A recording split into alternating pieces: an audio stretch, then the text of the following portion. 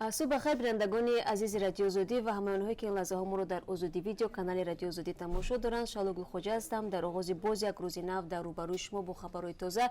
امروز شنبه است 30 مارد و برای شما استراحت خوب می‌خواهیم و اگر در کار باشد برای کار و چند دقیقتان رو باور دارم که برای شنیدن خبرهای تازه خواهید بخشید. در پی بارانگاری‌های شدید چند روزی اخیر کمیته حالت‌های فوق‌العاده توجیکستان به حالت آماده باش قرار داده شده است.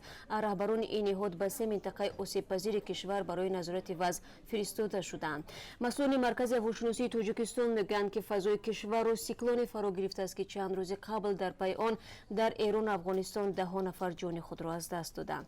امید یوسفی سخنگوی کمیته حالت‌های فوق‌العاده و مدافع گردشدنی توجیکستان در صحبت با رادیو زودی گفت حالا سه منطقه بیشتر آسیب پذیر است و یکم این شهرهای دوشنبه چنوق، دوم منطقه شهرهای دوشنبه لغش و سوم منطقه کلوب ولایت ختلام. امید یوسفی خبر داد که حالا بیش از 100 نفر نجات دهندگان حرفه‌ای کمیته حالت‌های فوق‌العاده طول سه شبانه روز اخیر نوبتداری کرده آماده هستند در صورت ضروری به کمک ساکنان برسند. از سوی دیگر جمیله بایدولوی و یک مسئول مرکز هواشناسی توجیکستان 29 مارد به رادیو زودی گفت که بارانگاری‌های روزهای اخیر در نتیجه ورود سیکلونی است که از سمت ایران و افغانستان به فضای توجیکستان رسیده است. البته این سیکلون قوایی را که در ایران و افغانستان داشت از دست داده است، ولی حتی با این نیرو این سیکلون قادر است در توجیکستان پیامدهای نامطلوبی در جای گذارد. به این دلیل ما هشدار دادیم که ساکنان تا 1 اپریل از سفر به منطقه کوهی خودداری کنند، میگوید جمیله بایدولویوا. ضمناً در پی این سیکلون در ایران و افغانستان حدود 70 نفر جان خود را از دست داده، هزارها منزل و ماشین ها ویران شدند. هنوز سال پیش رئیس سابق اداره گیولوژی توجیکستان گفته بود 95% روستاها در توجیکستان در منطقه خطرزا واقع است و برای بجای عمد کشته دادن این ساکنان باید تدبیرها اندیشیده شوند. دستور کل توجیکستان گفت از روی پرونده آشوب در زندان رقم 3 خوجند 33 زندانی و 9 کارمند محبس به جوابگاری کشیده شده.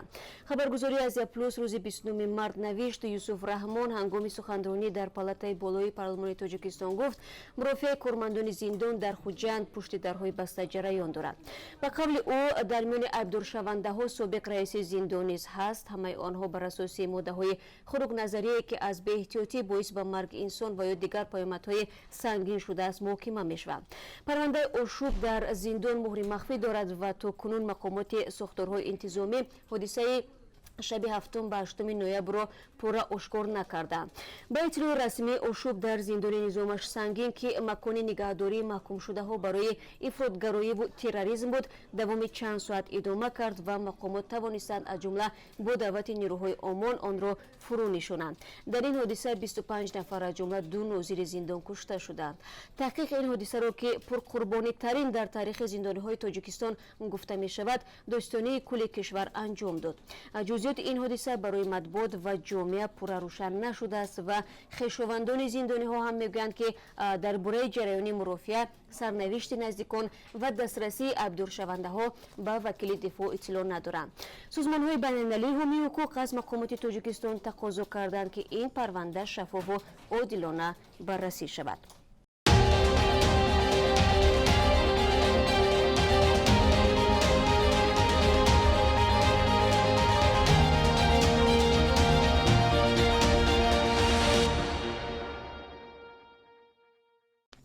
منصبداری که وقتای اخیر اطرافش زیاد حرفا شده و اما خودش کم پیدا بود همکاران ما در اتاق کاریش او را به صحبت کشیده.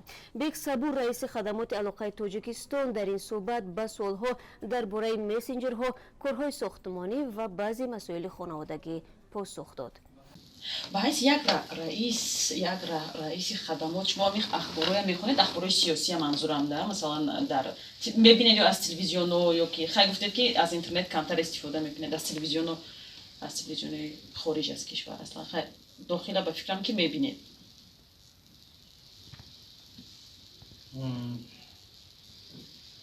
ما تماشا نمیکنم. ما بسیار کتاب میخونم. کتاب وقتی که آدم میخونه دلخواه ахборота внутри ҳал мекунад, публично не. شما بیشتر کتاب بدیهی میخونید؟ همین случайра ما کتابا بیشتر که خوندگیم برای همین آخرین مرتبه کدام کتاب خونده بودید؟ نگاتیو نی مثال کتاب نیسو اودینا ابو کمال مرگ سودخور همین چورا همین چیزی که یو экономический характер дорад. Мощно связан бизнес да. Удаҳронан ки ҳамё конкретный бизнес ҳай. Ҳамёро мехонем мардум қатим нусбат баъд мо масалан як характери бениҳоят дилсӯзӣ дорем. Чандин маротиба шато мехӯрем, не ки бо ҳамин дилсӯзӣ мо давом медиҳем. ҳамин одамеро ки касеро ки мо дар бар мегирем дастгирӣ мекунем, ҳамин одам дар бораи мо менависад, душмани мо мешавад, дастгирӣ намекунад. خیلی آدمو هست.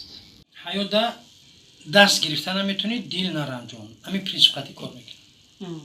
نه که تو نیست من دستی اون کسی میگیرم. برای خودم نه. اوینده فرزند داریم، نویره و نواسه داریم. اگر اوام یکم پرابلمش داشت ممکن، گشنم موندنش ممکن. همون یا آدم که دید که همین نواسه مای، نویره مای، خیلی با چشم نیک نگاهش میکنه. میپرسش، اقلان میپرسش با چشم نیک. این متدی وای این آدمو ایرو به سوادی به عقل به فراستی می کارو میکنن غیبت میکنن گناه عظیم در دنیا این غیبت های دشمن آدمی بد توکلش به خدا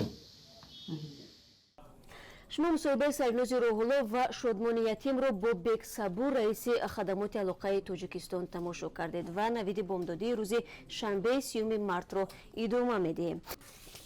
یک شرکت عربی از تاجیکستان درخواست کرده است که کارجویان تاجیک را برای کار در امارات متحده عرب فرستد.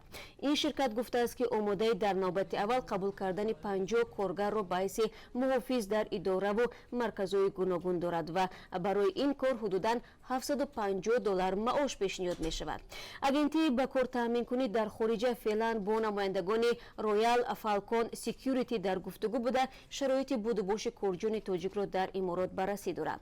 تاجیکستان و امارات متحده عربی سال 2018 سازشنامه بین حکومتی را در زمینه مهاجرت مهنتی امضا کردند و رویال فالکون سکیوریتی اولین شرکتی است که بر اساس همین سازش از تاجیکستان کارگر درخواست کرده است.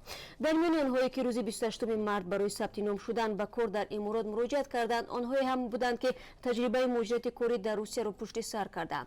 این نفران میگویند که بعد بحران اقتصادی سال 2014 در روسیه که در پی شروع جنگ در شرق اوکراین مورد تحریم غرب قرار گرفت درآمد مهاجران کم ولی خراجات شدیداً بالا رفت.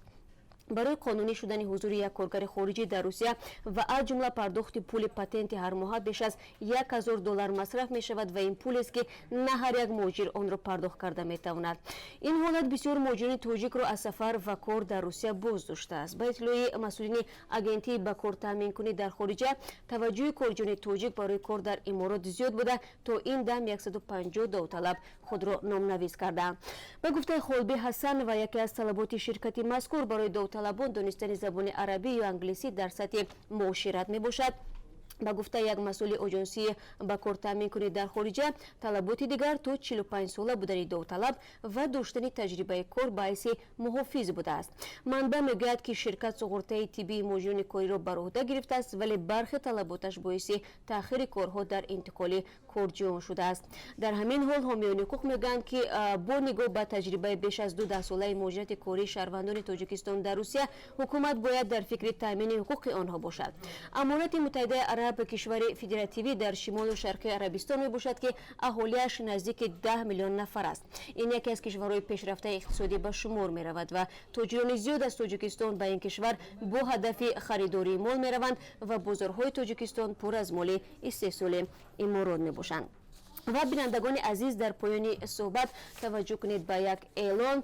شروع از روز دوشنبه یعنی از 1 اپریل اروپا به وقت تابستانه میگذرد و این به آن معنی است که پخش مستقیم صحبت و برنامه خبری رادیو آزادی یک ساعت بر وقتتر پیشنهاد شما بینندگان عزیز خواهد شد. به همین ترتیب از روز دوشنبه نوید بامدادی را در مسکو ساعت 8:00 سحر و در دوشنبه ساعت 11:00 تماشا کرده می توانید.